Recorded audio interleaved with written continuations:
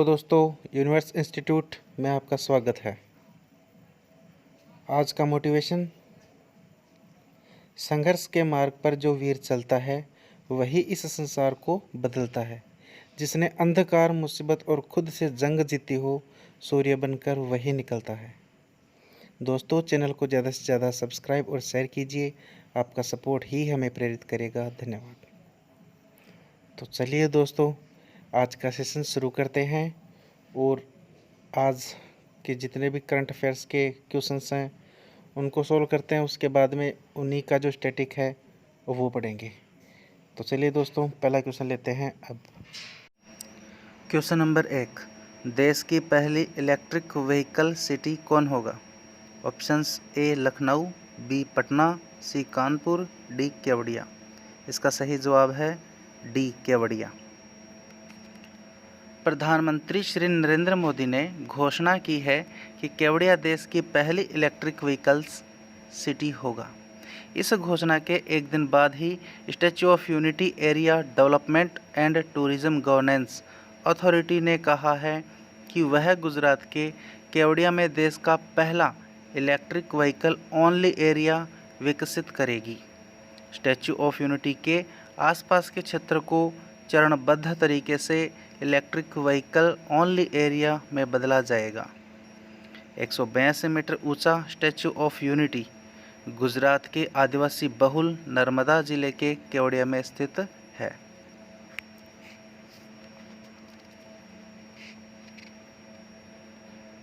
Question number 2 है, प्राणवायु देवता पेंशन योजना किस राज्य की पहल है?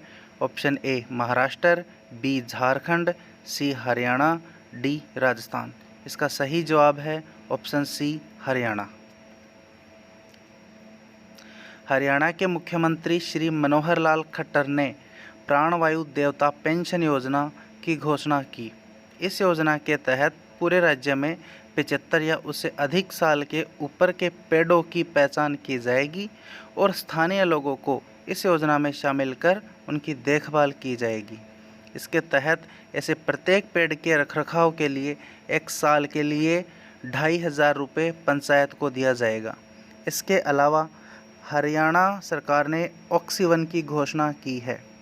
ऑक्सीवन के लिए ज़मीन की पहचान कर ली गई है, जिन पर 3 करोड़ पेड़ लगाए जाएंगे। पूरे हरियाणा में 8 लाख हेक्टेयर भूमि में से 10% पर ऑक्सीवन का विस्तार होगा।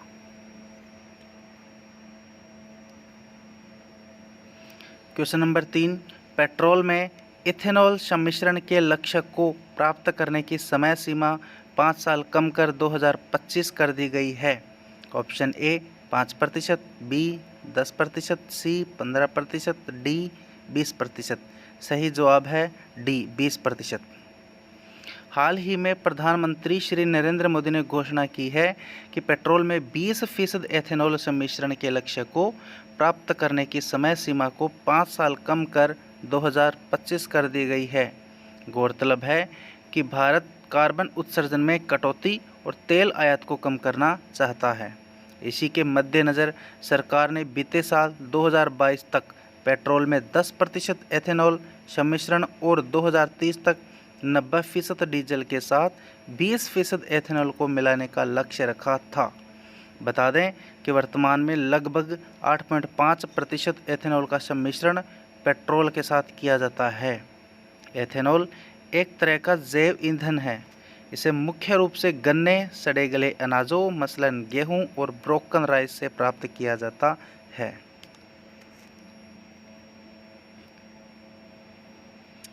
Question number 4, Raimona national park किस राज्य में स्थित है? Option A Arunachal Pradesh, B Assam, C Odisha, D Chhattisgarh. इसका सही जवाब है ऑप्शन बी असम।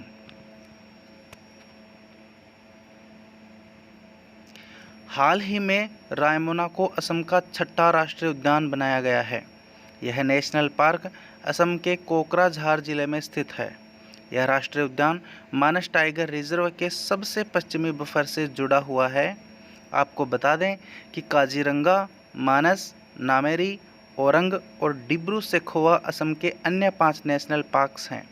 असम के मुख्यमंत्री हेमंता बिस्वा शर्मा ने बीते शनिवार को विश्व पर्यावरण दिवस के अवसर पर कहा कि पूर्वी असम का देहिंग पटकाई वन्यजीव अभयारण्य 7वें राष्ट्रीय उद्यान बनने की प्रक्रिया में है।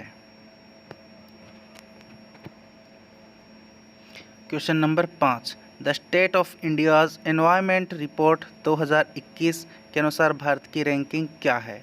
Options A 115, B 110, C 117, D 130। इसका सही जवाब है ऑप्शन सी 117। हाल ही में the state of India's environment report 2021 जारी की गई। इस रिपोर्ट के मुताबिक 2021 में भारत 117वें पायदान पर है। भारत की रैंकिंग भूटान, नेपाल, श्रीलंका और बांग्लादेश से भी कम है। बता दें कि 2020 में भारत 115वें स्थान पर था। एनवायरमेंटल परफॉर्मेंस इंडेक्स EPI के मामले में भारत 180 देशों में से 168वें स्थान पर है।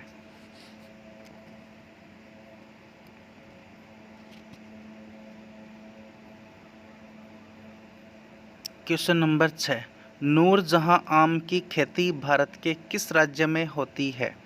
Option A Bihar, B Madhya Pradesh, C Odisha, D Punjab. इसका सही जवाब है ऑप्शन बी मध्य प्रदेश। अच्छी उपज और बड़े आकार के कारण बीते साल की तुलना में इस साल नूरजहां आम की कीमत में काफ़ी उछाल मिली। इस बार एक नूरजहां आम का वज़न 2 किलो से 3.5 किलो के बीच रहा। लिहाजा इस सीज़न में एक नूरजहां आम की कीमत 500 रुपये से लेकर 1000 तक मिल रही है। आपको बता दें कि इस आम की खेती मध्य प्रदेश में इंदौर से लगभग 250 किलोमीटर दूर गुजरात सीमा से सटे अलीराजपुर ज़िले के कठीवाड़ा क्षेत्र में ही की जाती है।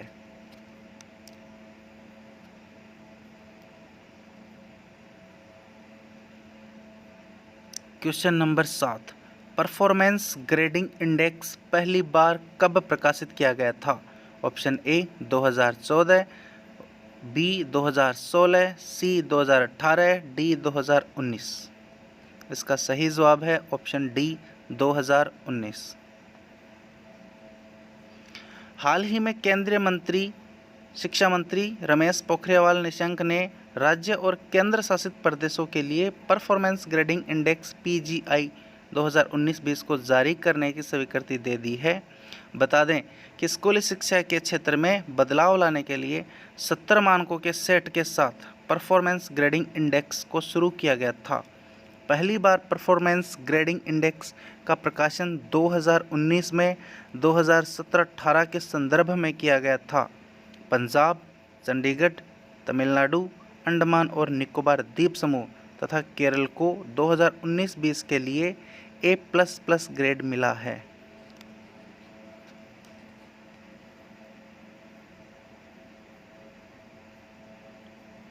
बिम्स्टेक की स्थापना कब की गई थी? Option A 1991, B 1995, C 1997, D 1999। सही जवाब है ऑप्शन सी 1997। 24वें बिम्स्टेक दिवस के अवसर पर अपने एक संबोधन में प्रधानमंत्री श्री नरेंद्र मोदी ने कहा कि बिम्स्टेक एक प्रोमिसिंग क्षेत्रीय समूह के रूप में उभर रहा है। आपको बता दें कि बैंकॉक की घोषणा के जरिए यह उप क्षेत्रीय संगठन 6 जून 1997 को अस्तित्व में आया था। बिम्स्टेक का पूरा नाम बे of Bengal initiative for multi sectoral technical and economic corporation है। भारत के अलावा बिम्स्टेक में बांग्लादेश, म्यांमार, श्रीलंका, थाईलैंड, नेपाल और भूटान शामिल है। बिम्स्टेक का मुख्यालय ढाका, बांग्लादेश में स्थित है। भारत अब तक इसकी 2 बार अध्यक्षता कर चुका है। यह क्षेत्रीय समूह दक्षिण और दक्षिण पूर्व एशिया के बीच एक सेतु का निर्माण करता है। बिम्स्टेक की वर्तमान अध्यक्षता श्रीलंका के पास है। इसके वर्तमान महासचिव तेनजिन लेकफेल है। क्वेश्चन नंबर 9, जहां वोट वहां वैक्सीनेशन अभियान कहां शुरू किया गया? Option A Delhi, B Uttar Pradesh, C Bihar, D Rajasthan. सही जवाब है ऑप्शन ए दिल्ली। हाल ही में दिल्ली के मुख्यमंत्री अरविंद केजरीवाल ने राष्ट्रीय राजधानी में बूथ स्तर पर योजनाबद्ध तरीके से सामूहिक टीकाकरण शुरू करने के लिए एक अभियान की घोषणा की है। इस अभियान का नाम जहां वोट वहां वैक्सीनेशन है। इस अभियान के तहत लोगों को टीकाकरण के लिए अपने निर्धारित मतदान केंद्रों पर जाने की बात कही गई है, ताकि जल्द ही घर घर टीकाकरण किया जा सके। सरकार का लक्ष्य अगले 4 सप्ताह में 45 वर्ष से अधिक आयु के सभी लोगों का टीकाकरण करना है। क्वेश्चन नंबर 10, हाल ही में प्रधानमंत्री श्री नरेंद्र मोदी ने E100 प्रोजेक्ट की लॉन्चिंग किस स्थान से की? Option A Bhubaneswar, B Sabarmati, C Pune, D Lucknow. सही जवाब है ऑप्शन सी पुणे। प्रधानमंत्री श्री नरेंद्र मोदी ने विश्व पर्यावरण दिवस के मौके पर पुणे में E100 प्रोजेक्ट की शुरुआत की। इस अवसर पर प्रधानमंत्री ने report of the expert committee on road map for ethanol blending in India 2020 से 25 भी जारी की। E100 प्रोजेक्ट का मकसद पूरे देश में इथेनॉल के उत्पादन और वितरण के लिए एक नेटवर्क स्थापित करना है। गौरतलब है कि इथेनॉल 21वीं सदी में भारत की प्रमुख प्राथमिकताओं में से एक है। तो दोस्तों, कैसे लगी आज की क्लास कमेंट बॉक्स में ज़रूर बताएं। अगर अच्छी लगी है दोस्तों तो चैनल को ज़्यादा से ज़्यादा सब्सक्राइब करें और शेयर करें। प्लीज़ ज़्यादा से ज़्यादा सब्सक्राइब करें। Thank you.